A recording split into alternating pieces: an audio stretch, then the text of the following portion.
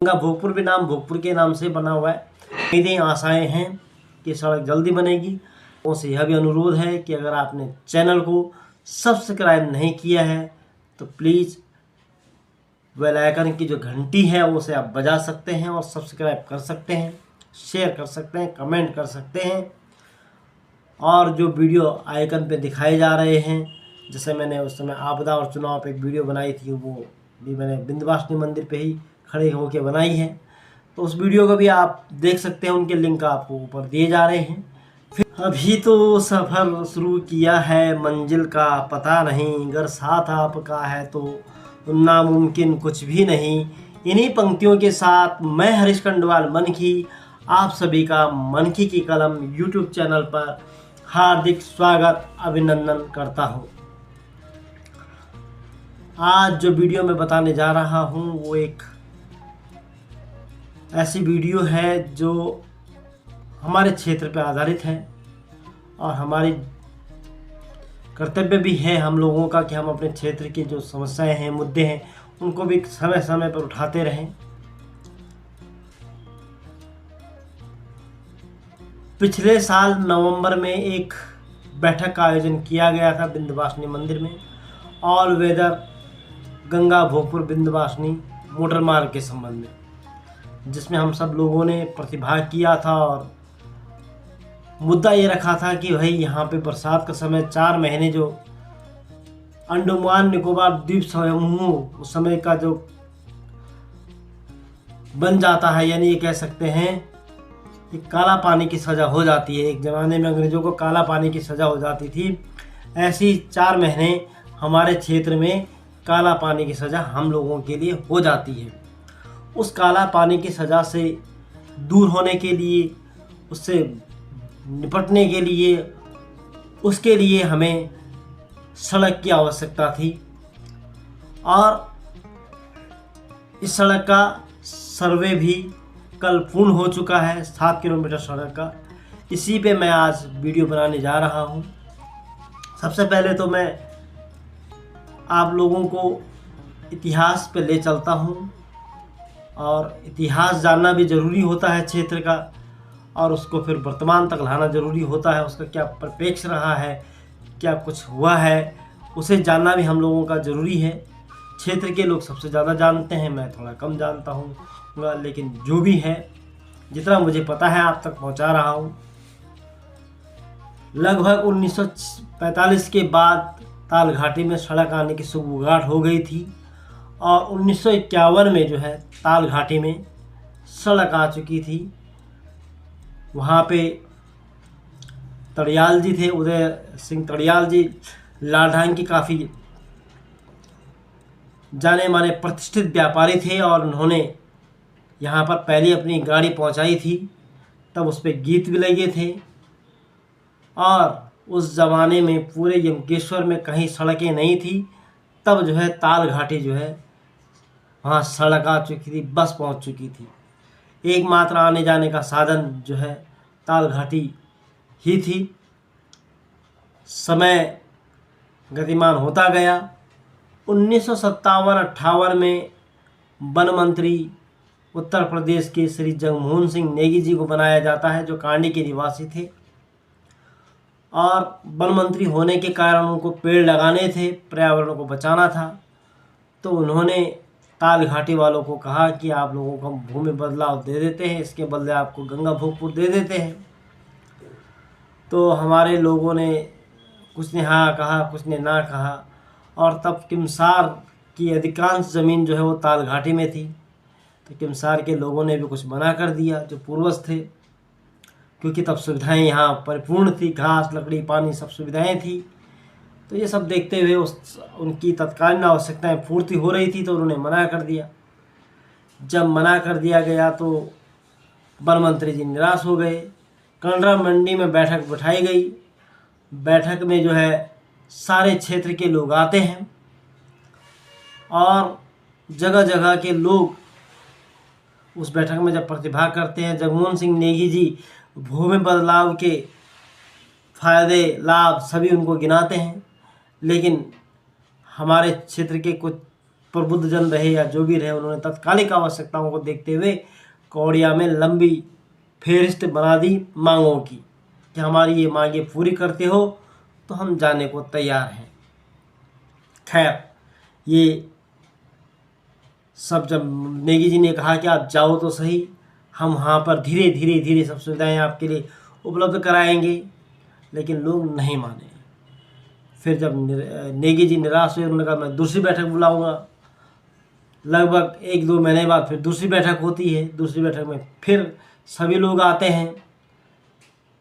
अब इसमें डीएम भी आया होता है, तत्कालीन जो पौड़ी के डीएम थे वो भी आए हुए थे। तब जब निराश हो गए, तब जगमोहन सिंह नेगी जी ने कहा कि कोई ऐसा व्यक्ति है या ऐसे लोग हैं जो गंगा भोगपुर जाना चाहते हैं। तब उमरथाम, हाथथाम, जो कंडरा गांव से ऊपर बड़े बड़े गांव थे जहाँ जो अब गंगा भोगपुर में बसे, उनके पूर्वज वो हाथथाम, उमरथाम, गंगा भोगपुर, और गंगा भोगपुर भी नाम भोगपुर के नाम से बना हुआ है। पहले कौड़िया जो है गंगा भोगपुरी है, और वो भोगपुर नाम जो है वो उनका प्राचीन नाम है। तो वहाँ के थे निवासी श्री आत्माराम शर्मा जी रिंगोला जी। उन्होंने हाथ खड़े कर दिए कि साहब हमको ये ज़मीन दे दीजिए, हम रहने को तैयार हैं। बोला आप रहने को तैयार हैं? बोला हाँ। और डीएम को तत्काल ऑर्डर हो गए और भूमि वहाँ कौड़िया वालों के नाम कर दी गई। अगले दिन आत्माराम जी और 2-4 लोग गंगा भोगपुर आ गए और ज़मीन देखने चले गए। रात उन्होंने जो है पेड़ों में काटी, कहाँ काटी, लेकिन उन्होंने संघर्ष किया और आज गंगा भोगपुर में गंगा कौड़िया के लोग, भोगपुर और हाथथाम के लोग बसे हुए हैं। तो उस समय के बाद ताल घाटी का जो पतन का दौर शुरू हो गया। फिर भी गंगा भोगपुर से लोग 71 तक लगभग कौड़िया 71-72 में कौड़िया आ चुके थे। उन्होंने कौड़िया में आके भी बहुत संघर्ष किया। खैर आसानी से संघर्ष नहीं मिला। उसके बाद उनके बेटे शत्रुघ्न प्रसाद शर्मा जी ने बिजली के लिए बहुत बड़ा संघर्ष किया है। तो संघर्षों का दौर जारी रहा। इधर ताल घाटी गुलजार रहती है, जगह जगह लोग मंडी में वहीं आते हैं। कंडरा मंडी, ताल मंडी, कुशाशील मंडी उस दौर की एक ज़बरदस्त मंडी थी जहाँ सब सामान उपलब्ध होता था, केवल सोना छोड़ करके हर चीज़ वहाँ मिलती थी। और क्षेत्रीय बाजार कंडरा मंडी ही थी। समय का दौर आगे बढ़ता गया, आगे बढ़ता जाता है, और उसके बाद कांडी वाली रोड खुल जाती है लगभग 71-72 में। तो उधर से लोगों का आना जाना इधर कम हो जाता है, सुविधाएं उधर होती हैं। फिर धीरे धीरे धीरे करके 1996-97 में जब किमसार रोड बन जाती है, और 2005 में जब वो लगभग डेबराड़ा पहुंच जाती है, तो फिर ताल घाटी जो है शून्य की ओर बढ़ने लग जाती है। और होते करते 2022-23 तक तो स्थिति ऐसी हो गई है कि एक गाड़ी ही पूरे सीज़न में अब चलती है, कभी 2 गाड़ियाँ चलती हैं। तो फिर धारकोट ज्वेलरी मोटर मार्ग 2010 में बनता है। धारकोट ज्वेलरी मोटर मार्ग भी जो है एक धारकोट से हमारे गांव साइकिलबाड़ी तक 10 किलोमीटर बना हुआ है, और उधर ज्वेलरी से त्याड़ों तक 10 किलोमीटर बना हुआ है। 20 किलोमीटर और 14 किलोमीटर जो है वो मिसिंग है, यानी 34 किलोमीटर टोटल रोड है। 14 किलोमीटर अभी बना नहीं है। इसके लिए भी समय समय पर मांगे की गई। उधर नौगांव भुखंडी मोटर मार्ग भी कई सालों तक लंबित रहा, उसके लिए भी संघर्ष समिति बनाई गई, और उसके परिणाम स्वरूप 2021 में जाके सड़क का निर्माण हो गया। लेकिन सड़क तो बन गई, सब जगह से आधी सड़कें बनी हुई हैं, परिपूर्ण कोई भी नहीं थी।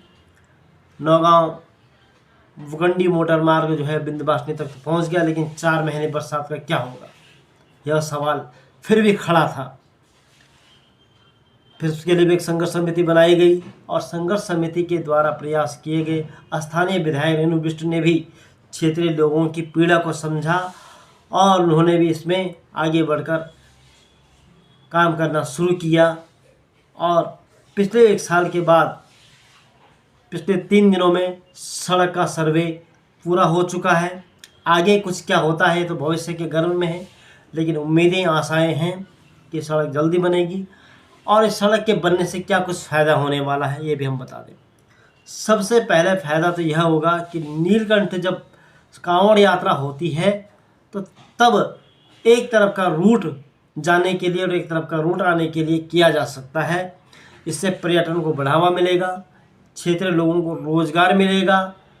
तीसरा, ये चतुर्भुज योजना के काम आ सकती है, क्योंकि यह जो इधर नौगांव, भुखंडी, तिमली, उड्डा, कुलेथा, रणचूला, बड़ोली, जामल और कांडा, इधर बड़ोली, उमरोली, अमोला, जितने भी इस लाइन पर लगे हुए गांव हैं, बिथानी, ठांगर, कांडी, अमगांव, बोरगांव, ये जितने भी गांव हैं इनको ऋषिकेश आने में काफ़ी सुविधा हो जाएगी, काफ़ी नज़दीकी इनकी हो जाएगी, दूरी काफ़ी घट जाएगी और जिससे ये आसानी से ऋषिकेश हरिद्वार पहुंच सकते हैं। इनको लंबा रूट नहीं जाना पड़ेगा, कांवड़ यात्रा से परेशान नहीं होना पड़ेगा।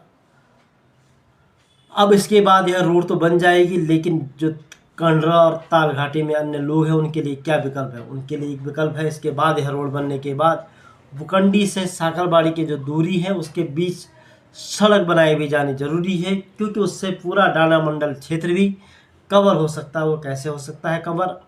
वह ऐसे हो सकता है कि धारकोट जुरेली मोटर मार्ग है और धारकोट से साकलबाड़ी तक बन के आया हुआ है और उधर कांडाखाल से ताल तक रोड बनी हुई है, लेकिन वो भी कच्ची है, उसको भी इस पर लिंक किया जा सकता है और यहाँ से जो है ब्लॉक जाने के लिए भी आसानी हो सकती है, दूरी काफ़ी घट जाएगी, ताकि जब नौगांव या भुखंडी पे रोड मिलेगी तो उधर से जाने में आसानी हो जाएगी। तो यह चतुर्भुज योजना इस क्षेत्र के लिए आने वाले समय में बहुत लाभदायक होने वाली है और लोगों को रोज़गार मिलेगा, पर्यटन को बढ़ावा मिलेगा। तो अभी भी हम सभी लोगों का यह प्रयास होना चाहिए कि यह सड़क जल्दी बने, इसके बाद धारकोट जुलेडी मोटर मार्ग का कार्य भी शुरू हो। इसके लिए भी हम लोगों को अभी आगे प्रयास करने होंगे, क्योंकि ऐसे अधूरे सड़कों से तो अर्थव्यवस्था का भी नुकसान होता है, क्षेत्रीय लोगों को भी नुकसान होता है और बहुत सारी चीज़ों का नुकसान होता है। तो अब इन सड़कों को परिपूर्ण किया जाना ज़रूरी है। तो इसी तरह की वीडियो, इसी तरह की जानकारी आप तक पहुंचाया जाएगा। फिर मिलते हैं एक नई जानकारी के साथ, एक नई खोज के साथ कल। तब तक के लिए सुप्रभात, नमस्ते, नमस्कार, जय श्री राम।